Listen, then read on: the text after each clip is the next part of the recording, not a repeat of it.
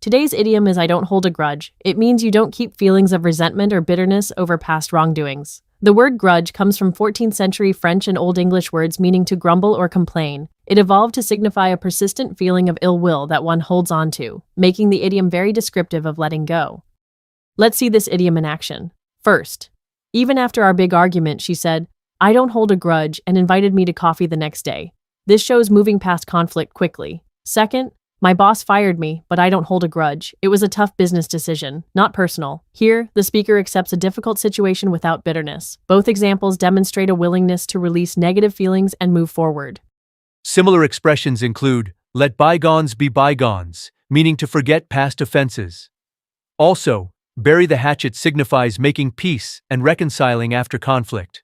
While I don't hold a grudge describes your personal state of forgiveness, these idioms often suggest a mutual agreement to move beyond past issues, fostering reconciliation between parties.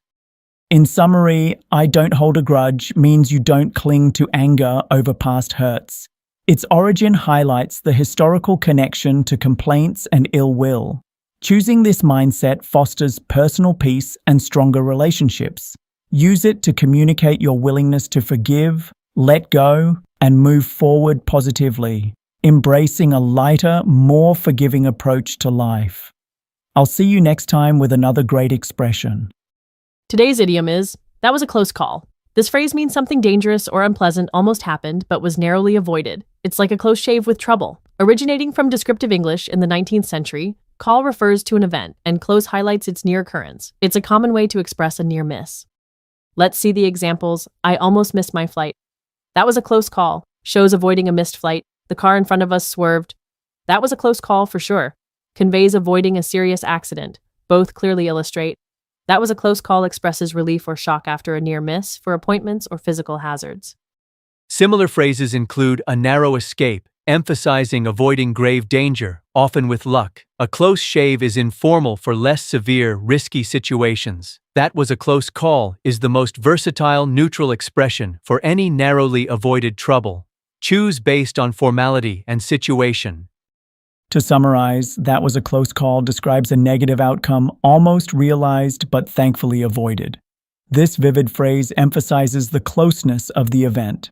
Whether almost tripping or missing a deadline, it conveys relief and surprise. Use it next time something nearly goes wrong but turns out okay. I'll see you next time with another great expression.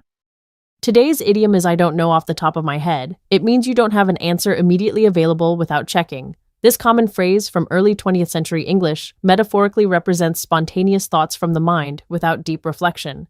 It's ideal for when information isn't instantly accessible. The first example shows admitting immediate lack of Australia's population, offering to find it. This highlights the phrase often precedes an offer to retrieve information. The second, about Montana's capital, demonstrates immediate uncertainty, both use off the top of my head when a fact isn't instantly recalled but might be retrievable. Offhand is a close synonym, meaning without preparation, but offhand can sometimes imply a dismissive tone, unlike our idiom.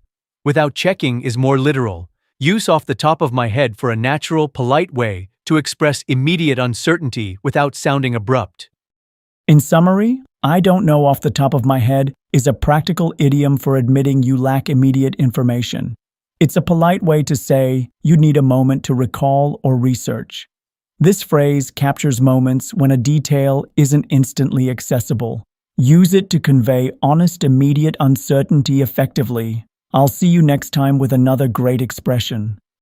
Today's idiom is I'm fed up with it.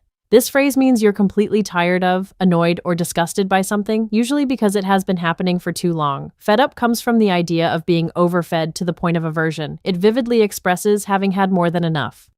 Consider our examples. I've been working on this report all weekend, and am totally fed up with it shows exhaustion from a prolonged task. My neighbors play loud music every night. I'm so fed up with the noise expresses frustration with a recurring nuisance. Both illustrate fed up, conveying exasperation, a strong desire for the situation to stop, and reaching one's absolute limit. Similar phrases include sick and tired of it, and had enough of it. While very close, fed up specifically implies a feeling of being completely saturated or oversatisfied with a negative experience.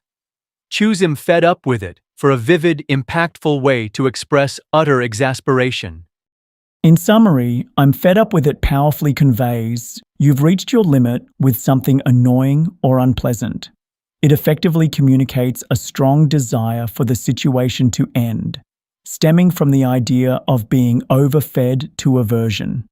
Use it to express your frustration clearly and emphatically. I'll see you next time with another great expression. Today's idiom is I've got a lot on my plate. This phrase means you have many responsibilities, tasks, or problems to deal with simultaneously. It's a vivid image of having your plate, metaphorically your capacity or schedule, overflowing. Originating from late 19th to early 20th century English, it comes from the literal image of a plate piled high with food. This visual makes it easy to understand the feeling of being overwhelmed. Let's explore these examples. In the first, I can't take on any more projects right now. I've got a lot on my plate with the current assignments. The speaker is explaining why they can't accept additional work, using the idiom to convey their current heavy workload. The second example, between managing the team, training new hires, and preparing for the annual review, Sarah's got a lot on her plate, illustrates how the idiom describes someone facing multiple, demanding responsibilities. Both scenarios effectively use a lot on my plate to communicate being busy and having many things to handle, reflecting either a personal feeling of being overwhelmed or an observation about someone else's workload. Similar expressions include swamped with work and up to my ears in work. Swamped with work evokes being overwhelmed, like being covered by water, emphasizing the sheer volume. Up to my ears in work paints a similar picture of being deeply buried, suggesting no room for anything else. I've got a lot on my plate is slightly more general, focusing on the number of distinct tasks rather than just the overwhelming quantity, and is versatile for various contexts. To recap, I've got a lot on my plate effectively conveys you have numerous tasks, responsibilities, or problems demanding your attention. It's rooted in the simple, relatable image of a plate overflowing with food, making it easy to understand the feeling of being burdened. Use this idiom when you want to clearly communicate that your schedule is full or your capacity is stretched, providing a vivid and universally understood explanation for your busy state. It's a great way to express being fully engaged and perhaps a little overwhelmed. I'll see you next time with another great expression. Today's idiom is in bad with directions. It means you frequently get lost or have difficulty finding your way. This is a very common, straightforward descriptive phrase used to express a lack of navigational skill. It directly communicates an inherent struggle with spatial orientation, making it easy to understand. In the first example, in bad with directions, so I always rely on my GPS, the speaker acknowledges their poor sense of direction and uses technology to compensate. The second, we got lost 3 times. I admit, in bad with directions shows personal responsibility for getting lost. Both illustrate how the phrase is used to explain navigational challenges, often with a hint of self-deprecation. Similar expressions include, I have no sense of direction, which is very close in meaning and often interchangeable. Am navigationally challenged is a more formal or slightly humorous way to say the same thing. Am bad with directions is the most common and universally understood of these phrases. To summarize, in bad with directions is a simple, effective idiom for admitting you often get lost or struggle with finding your way. It's a universally understood way to explain a lack of navigational ability, often used to ask for help or explain why you might need extra guidance. It's a useful phrase for everyday conversations. I'll see you next time with another great expression. Today's idiom is, how are you holding up? This phrase asks about someone's well-being and how they are coping with a difficult situation. Originating in early 20th century English, holding up implies enduring pressure, much like a structure supports weight. It's a compassionate way to check on someone's resilience.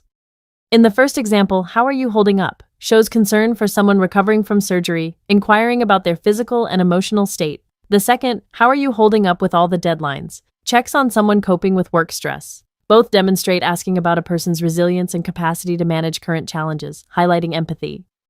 How are you doing? Is a general greeting, while how are you coping directly asks about managing difficulties. How are you holding up specifically combines both, implying sustained effort through a challenge, making it suitable for situations requiring endurance. To recap, how are you holding up? Is a caring idiom asking about someone's resilience during tough times, drawing from holding up meaning enduring pressure. It's perfect for showing support and empathy. Use it to genuinely check in on friends or colleagues facing challenges, offering a thoughtful inquiry into their well-being. I'll see you next time with another great expression. Today's idiom is all you have to do is do it. This phrase means the only thing required to achieve something is to take action. It's a motivational expression emphasizing that the biggest hurdle is often just starting, highlighting the simplicity of the solution. Just act.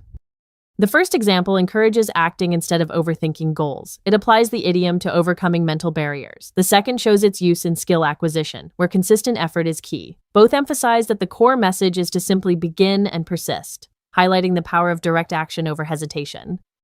Just do it is a direct command. Take the plunge means to bravely start something new or risky. All you have to do is gentler, emphasizing the simplicity of action to overcome procrastination. It implies not starting is the only barrier. To recap, all you have to do is do it. Emphasizes taking action is the only true requirement for success. Don't overthink. Just begin. This idiom encourages commitment, highlighting the first step is most important. Use it to motivate yourself or others. I'll see you next time with another great expression. Today's idiom is what do you have in mind? This phrase asks about someone's thoughts, intentions, or plans. From 16th century English, mind refers to one's intellect. It's a direct way to understand someone's current thinking, especially when discussing options or suggestions. In the first example, it solicits suggestions for a team outing activities. The speaker wants to know ideas. In the second, it asks about preferences for a car model, seeking specific thoughts. Both show the idiom's use in requesting input on plans or preferences, fostering collaboration and understanding. What are you thinking? Is similar. What's your idea? Is more direct for a concept. What do you have in mind? Is nuanced, implying a developed thought or plan, making it useful for eliciting detailed suggestions or understanding intentions. To summarize, what do you have in mind? Clarifies someone's intentions or plans, rooted in asking for their mind on a matter. Use it when you need to ascertain another person's suggestions or ideas during planning or decision-making, ensuring clear communication. I'll see you next time with another great expression. Today's idiom is don't be that way. This phrase is a gentle plea for someone to stop behaving in a particular negative, sad, or upset manner. It's often used to comfort or ask for a change in mood. Originating in early 20th century conversational English, it directly addresses a person's current emotional state, encouraging a shift. Let's look at the examples. I know you're disappointed, but don't be that way. Kindly ask someone to move past disappointment and adopt a better outlook.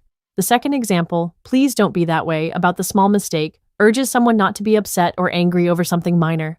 Both demonstrate the idiom's use to encourage a shift from a negative behavior or emotion to a more positive or understanding one, often with empathy.